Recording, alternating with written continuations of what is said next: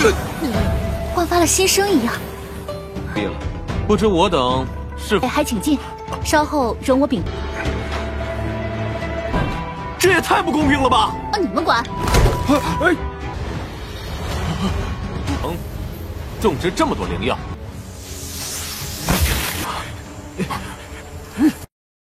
Halo semuanya, selamat datang di Ruang Film. Bagaimana kabar kalian semua? Semoga selalu sehat dan baik-baik saja. Pada hari ini kita akan melanjutkan Donghua Martial Master episode 301 sampai 310. Di bagian sebelumnya, setelah membuat Liu Tai menerobos ke ranah Martial King tingkat 7, kini Qin Chen juga berhasil membuat Li Xuanri, Zhao Xingfeng, Presiden Nanggong, dan Ketua Yelu untuk menerobos ke ranah Martial King. Di sisi lain, aliansi keluarga Leng melakukan pembelotan dengan bekerjasama dengan dinasti Zhao, yang membuat garis depan perbatasan dinasti Wei diserang oleh 1 juta pasukan dari dinasti Zhao. Merespon hal demikian, aliansi Qin Chen dan kerajaan dinasti pun membuat rencana yang berhasil menjebak aliansi keluarga Leng dengan bantuan dari Mo Tianming. Walaupun pertarungan sempat terjadi dengan sangat sengit, pada akhirnya Lei Fogong, Hua Chengfeng tewas di tempat. Sedangkan Yu Lengchen dan Cheng Wuji, mereka berdua sempat melarikan diri. Meskipun demikian, Cheng Wuji ini ujung-ujungnya mati karena dihianati oleh Yu Lengchen, yang merupakan seorang praktisi dengan napas jalan iblis. Setelah masalah di dalam kerajaan selesai, Qin Chen ternyata sudah menyiapkan masalah yang ada di perbatasan. Dia ini sudah menyempurnakan 100.000 armor dan 300.000 pil khusus yang akan segera dikirim ke garis depan. Scene lanjut yang mau terlihat Li Xuanri, Qin Chen, dan yang lainnya sudah berada di garis depan. Di sisi lain, Raja Feng Chuan dari dinasti Zhao bernama Zhao Jun mendapatkan laporan dari bawahannya mengenai kota Dingjun dari dinasti Wei yang sulit dijatuhkan. Sehingga Zhao Jun pun memberikan perintah untuk mengerahkan seluruh pasukannya. Tak berselang lama, terjadilah peperangan antara pasukan dinasti Zhao melawan pasukan dinasti Wei. Walaupun dari segi pasukan dinasti Wei kalah jumlah, namun serangan yang diberikan oleh pasukan dinasti Zhao sama sekali tak mampu melukai pasukan dinasti Wei. Sedangkan para prajurit dinasti Wei dengan mudahnya menumbangkan para prajurit dari dinasti Zhao.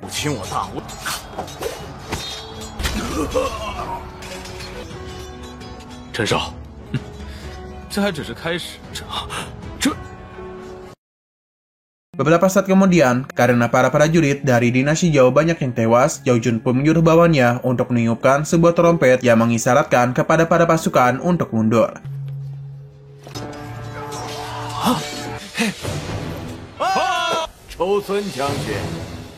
Di set yang bersamaan, Dekan Fukushiseng tiba ke medan perang untuk menantang Zhao Jun bertarung. Pada awalnya, pertarungan mereka terjadi dengan seimbang.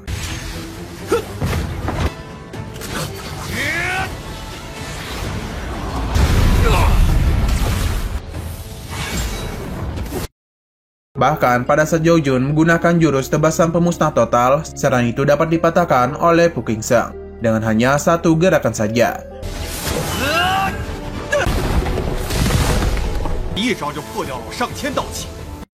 Tapi ketika Fu Qingsheng melakukan serangan balasan, saking cepatnya pergerakan itu, Zhao Jun sama sekali tak dapat membaca pergerakannya. Kemudian Fu Qingsheng mengatakan akan menumbangkan Zhao Jun dalam satu jurus berikutnya. Dan mana saja serangan tersebut tak dapat dibendung oleh Zhao Jun, hingga hal itu pun membuatnya terpental.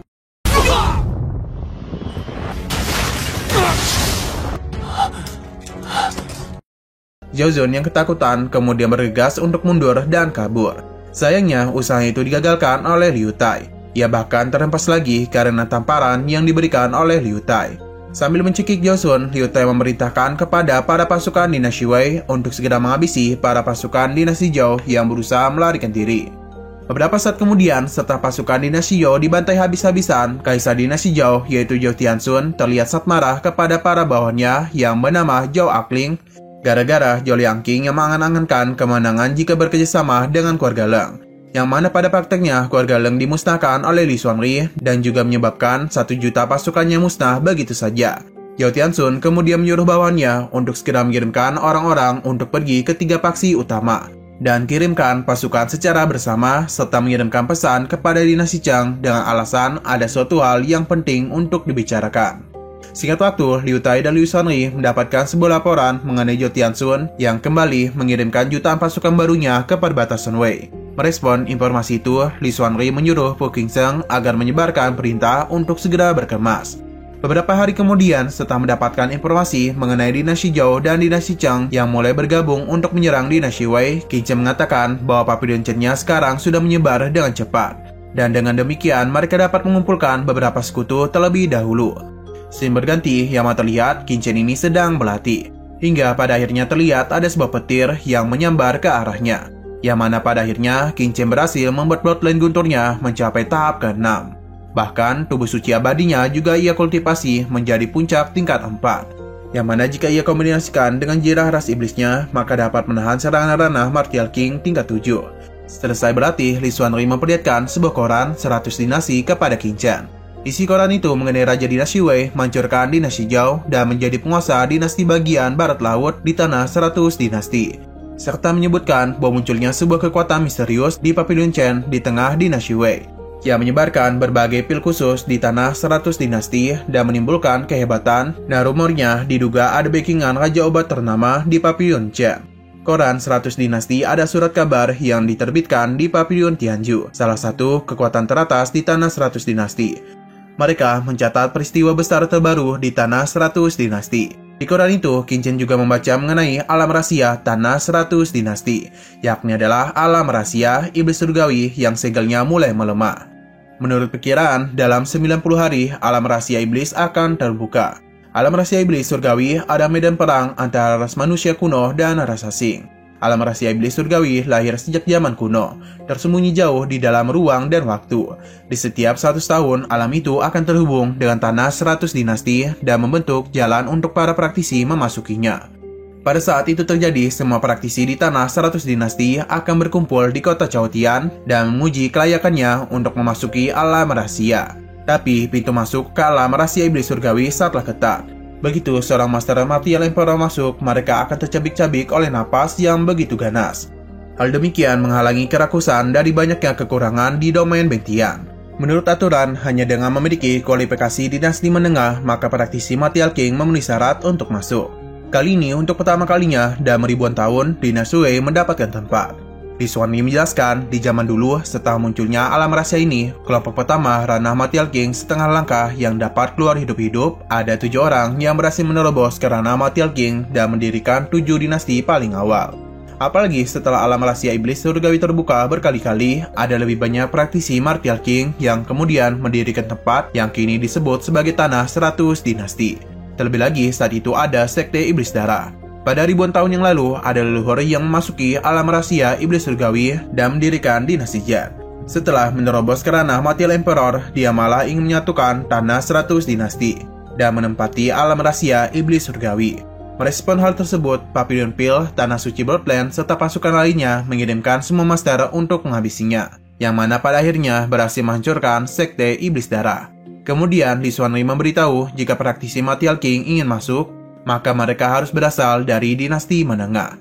Adapun Martial Venerable, jika berasal dari dinasti menengah, maka akan mendapatkan 10 tempat. Yang artinya, Qin Chen dan teman-temannya kemungkinan masih bisa mendapatkan tempat.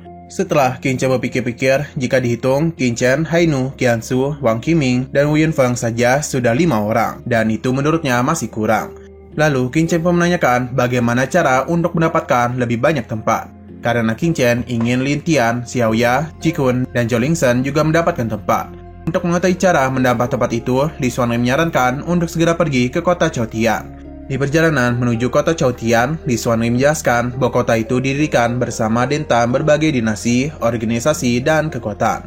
Yang artinya kota itu bukanlah milik dinasti mana layaknya Papillon Tianjin, Taman Raja Obat, dan kekuatan lainnya. Selain itu, ada juga Papillon Pill Tanah 100 Dinasti, dan markas besarnya Tanah Suci Bloodline juga berada di kota Chaotian. Ketibanya di kota itu, Qin Chen merasakan sebuah energi sejati langit dan bumi yang begitu melimpah. Hal demikian disebabkan oleh 7 dinasti teratas dari 100 dinasti yang terletak di sekitaran tempat itu. 百朝中心，百朝最顶位，会蔓延到这朝天城。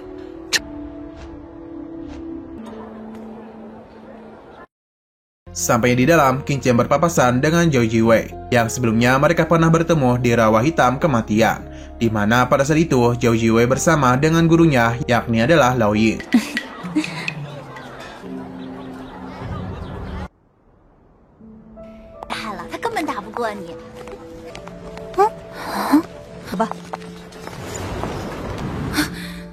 都是见证人。见过一面。 Selepas itu, Qin Chen dan yang lainnya sampai di tempat penginapan mereka. Di sana juga, Li Xuanri dan Liu Tai memutuskan untuk pergi mengurus sesuatu, agar mereka mendapatkan tempat di dalam alam rahasia iblis surgawi. Singkat waktu, Liu Tai terlihat sangatlah emosi, karena kota Chotian hanya memberi dinasti Wei 3 tempat jenius dari dinasti bawah. Tak berselang lama, Zhou Xingfeng, Presiden Nanggong, dan Ketua Yelu juga datang. Zhou Xingfeng memberitahu kalau ia baru saja kembali dari markas Papillon Pill di kota Chotian. Ia juga dinobatkan menjadi Wakil Ketua Papillon Pill kota Chotian.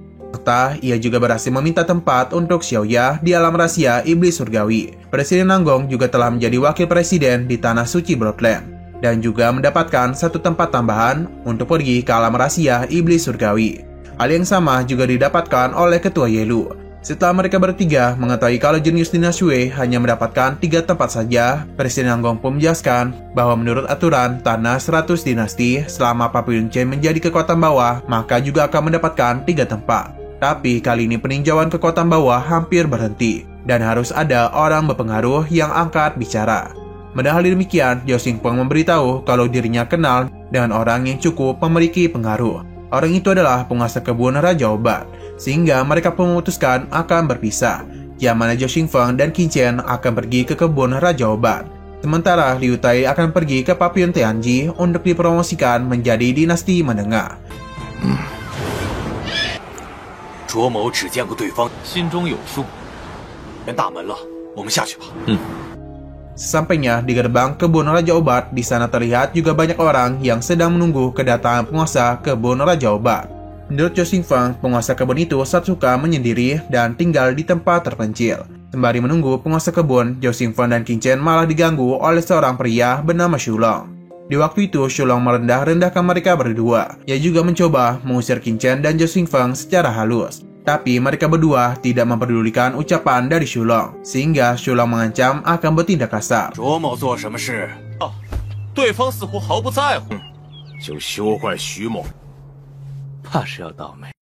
Di saat yang bersamaan, bawahan dari penguasa kebun obat pun datang, yang bernama Xiao Qing. Xiao Qing memberitahu hanya orang yang memiliki jimat raja obat yang bisa masuk menemui penguasa kebun obat. Kemudian satu persatu dari mereka yang memiliki jimat itu mulai memasuki kebun raja obat. 紧急，能不能通融一下？进来，没有的，不客气。这是我的。进吧。 Sedangkan Zhou Xingfeng dan Qin Chen, mereka berdua tak memiliki jimat tersebut. Bahkan jabatan Zhou Xingfeng sebagai ketua Papillon dinasti Wei saja tak dapat membuat dirinya bisa masuk menemui penguasa kebun. Qin Chen kemudian memulai aksinya. Ia menebak penyakit yang ada pada Xiao Qing. Menurutnya ada sesuatu yang salah dengan Bloodline Xiao Xing, sehingga setiap kali menerobos, Xiao Xing akan merasakan rasa sakit di seluruh tubuhnya.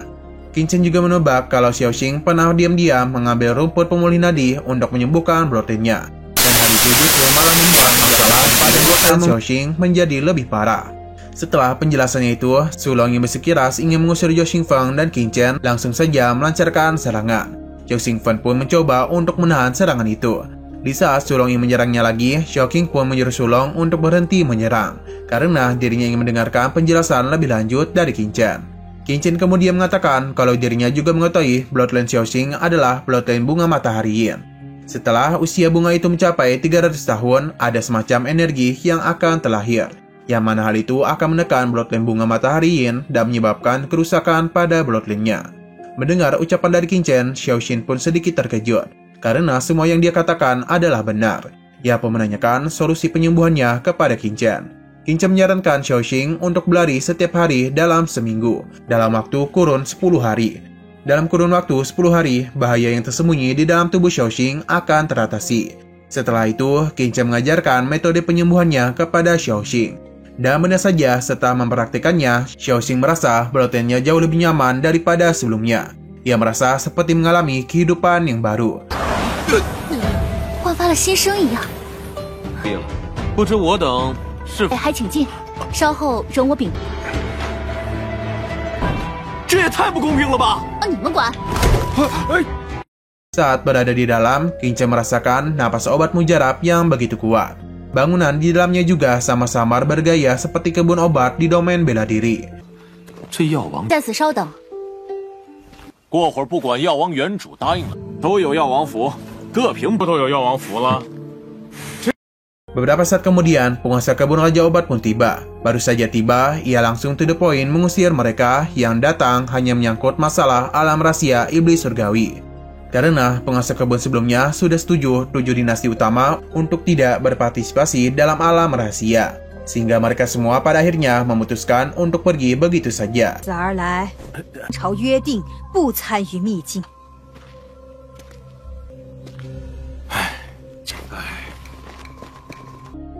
Namun tidak dengan Qin Chen dan Zhao Xingfeng. Mereka berdua tetap bersikeras untuk berbicara dengan penguasa kebun. Melihat hal demikian, Sulong kembali melakukan tindakan rese kepada Qin Chen dan Zhao Xingfeng. Ia melaporkan kepada penguasa kebun kalau mereka berdua tidak mempunyai jimat Raja Obat dan juga sempat melakukan penipuan kepada Xiaoxing. Saat penguasa obat menanyakan apa yang sebenarnya terjadi, Xiaoxing pun menjelaskan kalau Qin Chen sebelumnya telah menyembuhkan penyakit yang ada pada dirinya. Lagi dan lagi, Sulong ini kembali mengucapkan hal-hal yang mengompori penguasa kebun. Setelah itu, penguasa kebun menjadi sangat marah. Ia tanpa basa-basi langsung menggunakan kekuatannya yang membuat energi Qin Chen dan Zhao Xingfeng tertekan. Di saat yang bersamaan, untuk caper kepada penguasa kebun, ia juga segera melakukan serangan kepada mereka berdua. Melihat hal itu, Zhao Xingfeng sempat panik karena di bawah penekanan energi dari penguasa kebun, ia menjadi kesulitan untuk menggunakan esensi sejati di tubuhnya. Lalu Qin Chen tak tinggal diam saja. Ia dan cepat menggunakan teknik 10.000 dewanya yang membuat dirinya terlepas dari belenggu penekanan energi. Ia juga dan cepat menggunakan badai mentalnya untuk mematahkan serangan Sulong. Hingga hal itu pun membuatnya termundur. Selepas itu, Zhao Xingfeng langsung melakukan serangan kepada Sulong. Lagi-lagi, penguasa kebun kembali menggunakan penekanan energi. Di tengah-tengah energi ditekan, Qin Chen membeberkan di depan orang ramai kalau penguasa kebun memiliki penyakit yang cukup parah. Menurut pengamatan Qin Chen, banyak obat mujarab yang ditanam oleh penguasa kebun ada untuk menyembuhkan lukanya sendiri. Kemudian, penguasa kebun mengeluarkan jurusnya lagi dan menangkap Qin Chen.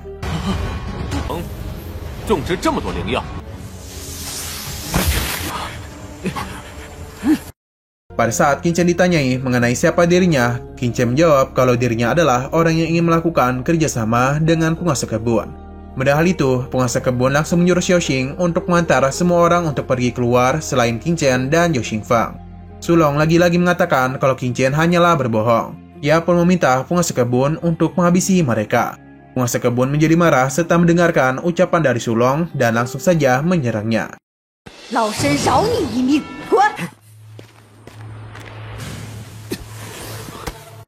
Setelah semuanya pergi, Zhao Xingfeng pun memperkenalkan dirinya. Ia mengatakan kalau dirinya adalah pembantu dari Raja Obat Xuanxi dan mengaku pernah bertemu dengan penguasa kebun di Papinpil Domain Bentian pada 50 tahun yang lalu. Ia menjelaskan bahwa ia dulu diusir dari Domain Bentian gara-gara menyinggung murid cabang dari dinasti Misti di Domain Bentian. Penguasa kebun terlihat emosi saat mengetahui Papinpil tunduk di hadapan istana Misti. Kemudian, penguasa kebun menggunakan kekuatan mentalnya untuk melihat Zhao Xingfeng. Menurut Qin Chen, kekuatan mental yang dilakukan oleh penguasa kebun adalah kekuatan mental di puncak ranah Martial King. Setelah melihat Zhao Xingfeng dan kekuatan mentalnya, penguasa kebun merasa telah dibohongi. Karena menurutnya, Zhao Xingfeng pembantu Raja Obat Xuanxi telah lahir dengan kekuatan mental yang lemah. Yang mana seharusnya dia itu akan sangat sulit untuk mencapai ranah Martial King. Zhao Xingfeng memberitahu bahwa penyakit tersembunyinya telah disembuhkan oleh Qin Chen. Namun penguasa kebun sama sekali tidak percaya. Karena menurutnya, penyakit mental bawaan sama sekali tak dapat disembuhkan. Merasa dibohongi, penguasa kebun pun kembali menekan energi Zhao Xingfeng. Di waktu yang bersamaan, Qin Chen mengatakan kalau kekuatan jiwa penguasa kebun jatuh dari Martial Emperor ke Martial King. 60 tahun yang lalu, penguasa kebun telah terluka oleh semacam teknik rahasia jiwa. Itulah sebabnya ranah miliknya jatuh. Lalu, Qin Chen menjelaskan bahwa alasan mengapa penguasa kebun menanam formasi obat pemulih di tanah 100 dinasti karena ingin menggunakan sebuah formasi untuk menyembuhkan jiwanya dan juga mengembalikan ranahnya. Sayangnya, meski formasi itu dapat menyembuhkan jiwanya, tapi tak dapat memperbaiki jiwa yang telah rusak. Menurut Qin Chen, metode penyembuhan itu jelas sangatlah salah. Qin Chen mengatakan kalau dirinya memiliki metode yang dapat mengobati jiwanya itu. Tapi karena perlakuan penguasa kebun yang lancang kepada dirinya, Qin Chen memutuskan untuk pergi dan tak akan mau menolongnya.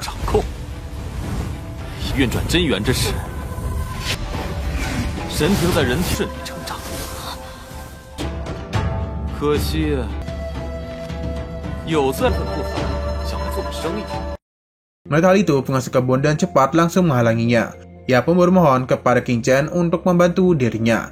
Tak hanya dia, Zhao Xingfeng juga meminta agar Qin Chen mau mengobati penguasa kebun dengan alasan bahwa gurunya dan penguasa kebun memiliki hubungan teman yang baik.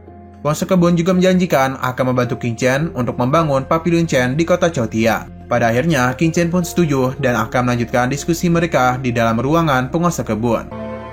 此茶是老身用无通经脉凝练真元的。幻儿需用无量土培育，400年时才是药效顶峰之时。乃是我欲之物。 Sampai di dalam, Qin Chen mengatakan bahwa dia ingin membangun Pavilion Chen di kota Chaotian. Yang kedepannya pengoperasian dan peluasan wilayah di kota Chaotian juga urusan di luar akan dia percayakan kepada penguasa kebun. Qin Chen juga akan memberi penguasa kebun keuntungan sebesar 10%. Tanpa banyak berpikir, penguasa kebun sedia mengikuti arahan dari Qin Chen. Lalu Qin Chen memberikan 3 pil utama yang dikeluarkan oleh Pavilion Chen-nya. 3 pil itu adalah pil pemadatan darah, pil kekuatan sejati, dan pil pemulih esensi. Yang menurut penguasa kebun, itu semua adalah pil biasa. Namun saat mengeceknya menggunakan kekuatan mentalnya, ia menjadi sangat terkejut. Karena biaya pembuatan ketiga pilnya jauh lebih rendah daripada pil biasa. Namun efeknya lebih dari 2 kali lebih kuat. Selanjutnya, Qin Chen meminta bunga kebangkitan jiwa kepada penguasa kebun. Penguasa kebun dengan tokennya memerintahkan Xiao Qing untuk mengambil bunga tersebut.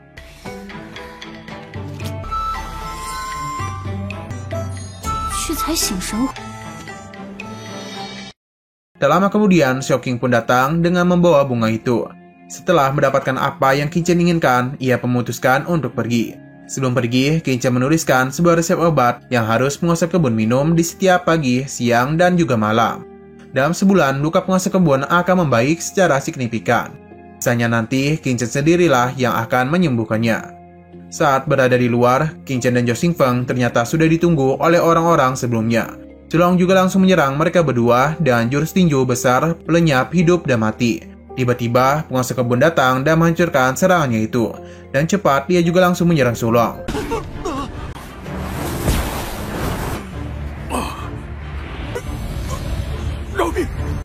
Ketika Qin Chen ditanya mengenai apa yang harus penguasa kebun lakukan kepada Sulong, Qin Chen tanpa ragu menyuruh penguasa kebun untuk menghabisinya. Dan dalam sekejap, Sulong pun tewas.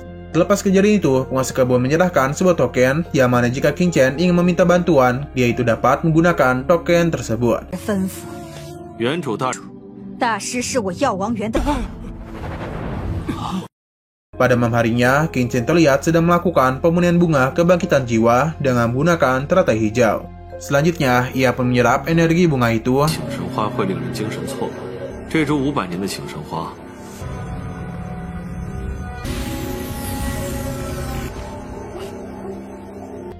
Dan di dalam lautan jiwanya, dengan teknik 10.000 dewa, ia berusaha melakukan terobosan, yang mana pada akhirnya membuat kekuatan mentalnya menembus ranah Material King. Kultivasinya juga menembus ranah Material Venerable tahap akhir. Sebelum ranah Material King, kekuatan mental adalah keadaan ketiadaan yang menguap. Setelah memasuki ranah Material King, kekuatan mental akan langsung dipekatkan menjadi cairan.